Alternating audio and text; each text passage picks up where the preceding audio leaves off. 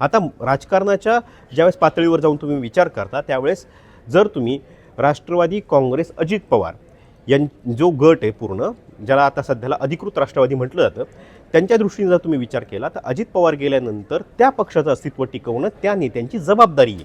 म्हणजे सुनील तटकरेंची असेल, प्रफुल्ल पटेलांची असेल, भुजबळांची असेल, कारण त्यांचं अस्तित्व त्या पक्षाशी निगडित आहे.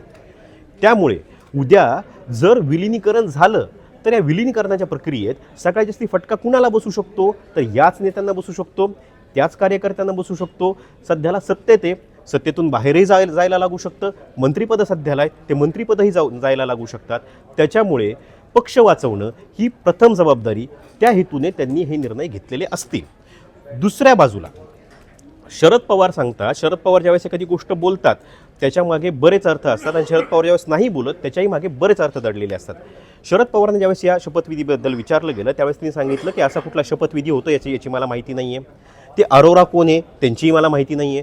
हे असं शक्य नाही आहे.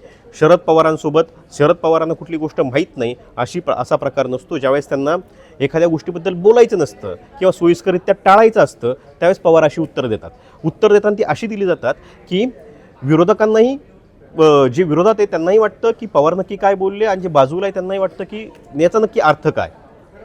तर ही अशी दुहेरी खेळी पवार कायम खेळत असतात. कुटुंबात फूट पडू नये, आपण एखाद्या गोष्टीसाठी रेडी असावं याच्यासाठी ते हे करतात.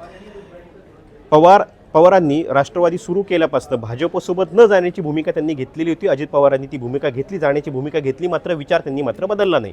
ते जरी गेले तरी पण त्यांची विचारधारा तीच राहिली.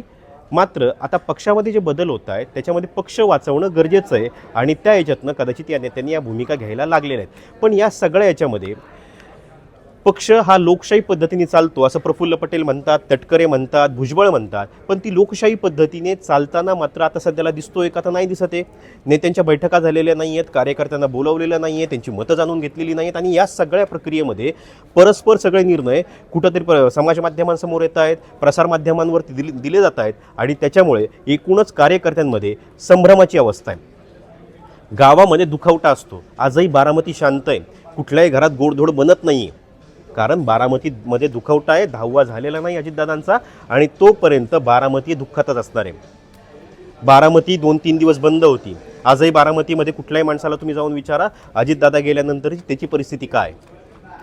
आणि अशा परिस्थितीत जर हे अशा प्रकारचे राजकीय निर्णय घेतले जात असतील तर राष्ट्रवादी पक्ष नक्की कुठल्या दिशेने चालला आहे